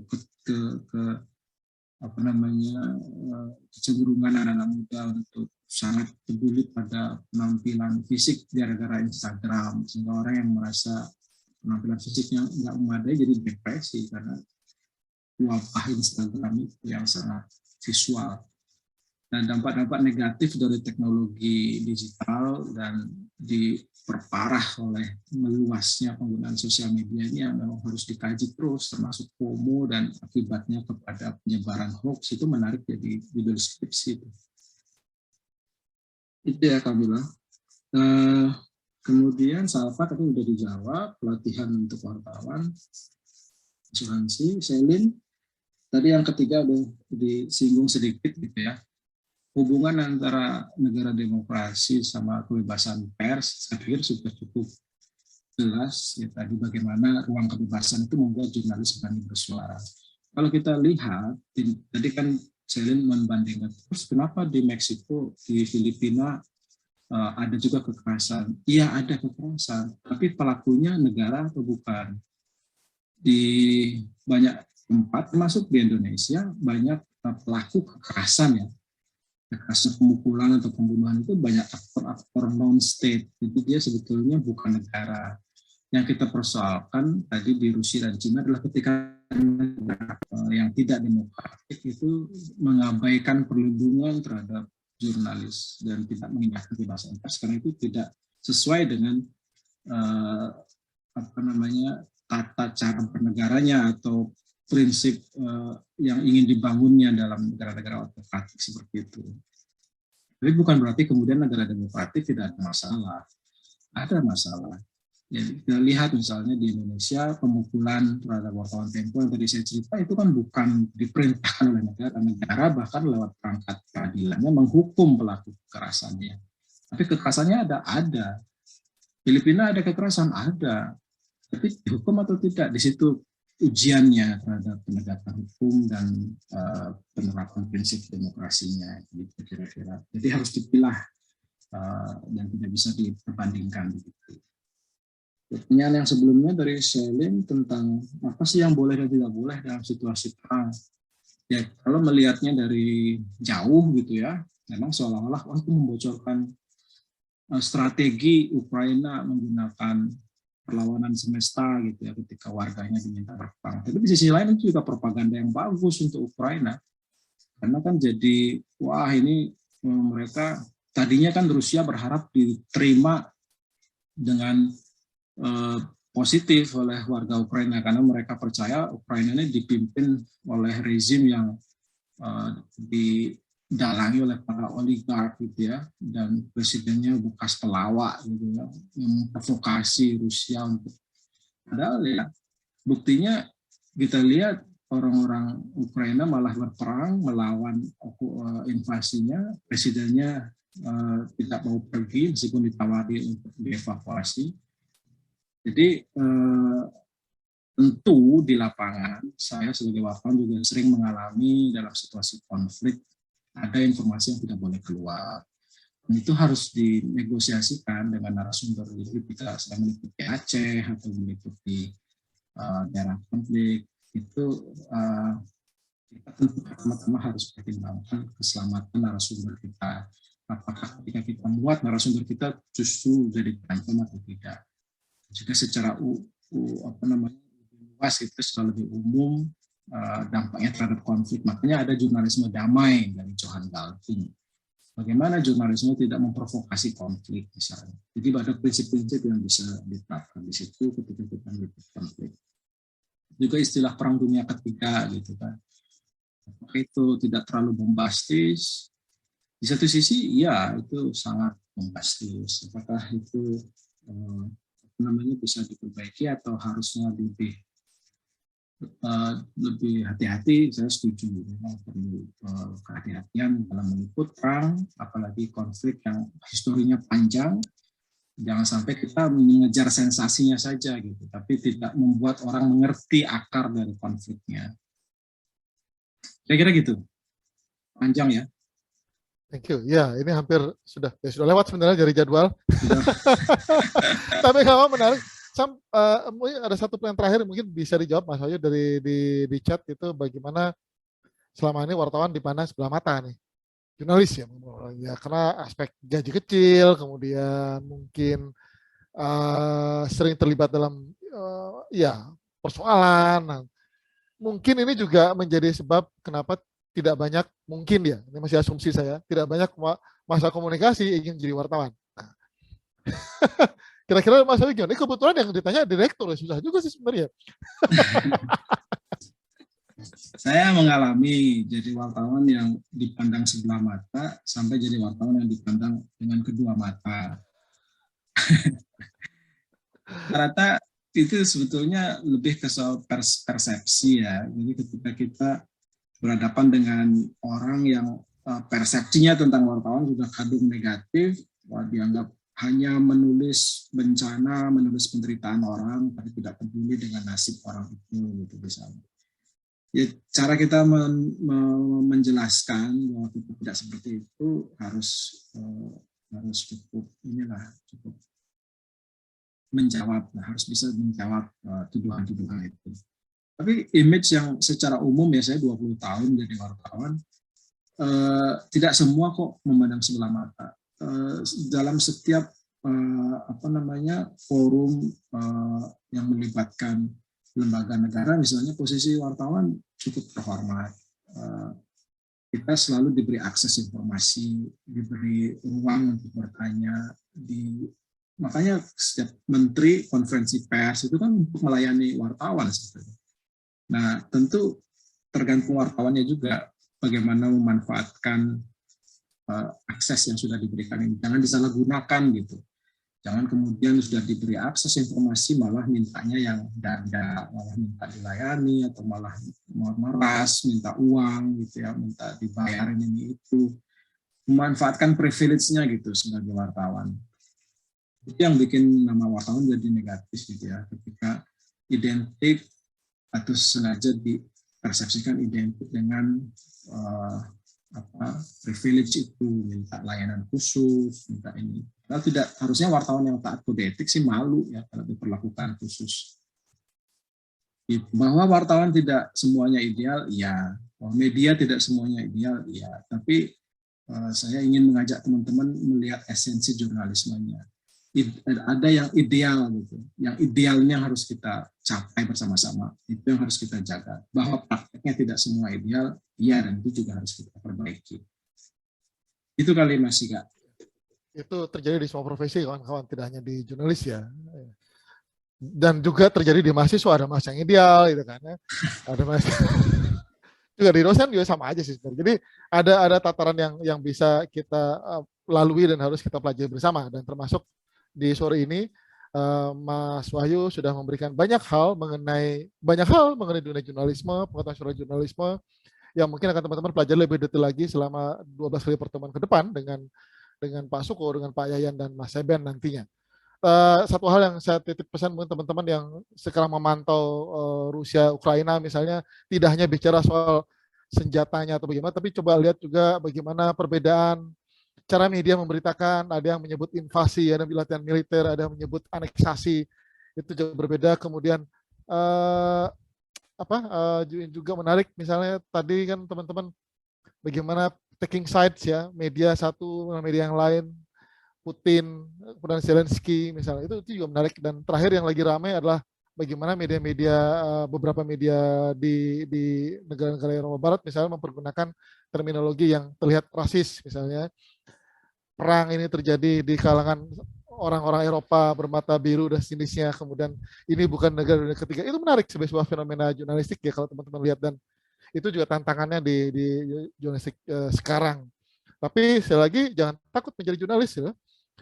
Kan sudah pernah saya bilang kalau misalnya kalian IPK-nya 4 itu mentok jadinya dosen gitu. Kalau IPK-nya di bawah 2,5 itu jadinya politik. Guyon tapi ya menjadi jurnalis tadi Mas Komang sudah jelasin. Ya saya sih berharap semakin banyak lagi yang akan mengikuti jejak Mas Komang ya. Dan teman-teman alumni komunikasi yang jadi jurnalis lainnya, ada walaupun bukan alumni tapi ada jurnalis lain di sini, ada Mas Iman, thank you sudah datang, Mas Fauzan dari CNN juga thank you sudah datang untuk diskusi dengan kita, dan saya pikir ini akan bermanfaat buat kita semua. Teman-teman kalau masih ada pertanyaan lagi nanti bisa mampir ke Instagramnya Mas Wahyu, atau mampir kalau sudah jadi alumni bisa ikut grup WhatsApp grup alumni, bisa diskusi dengan Mas Wahyu langsung, atau nanti bisa diskusi dengan kesempatan kalau ada Mas Wahyu ada waktu untuk bisa diskusi lagi dengan kita. Sedikit closing statement Mas Wahyu mungkin. Kayaknya udah cukup panjang lebar. Panjang lebar ya. Pokoknya ini trigger aja, jadi tentu tidak semua bisa dijelaskan. Mudah-mudahan mancing keingintahuan untuk belajar lebih jauh. Gitu aja. Baik, oke. Terima kasih Mas Wahyu atau Mas Komang. Terima kasih untuk sekalian di sini.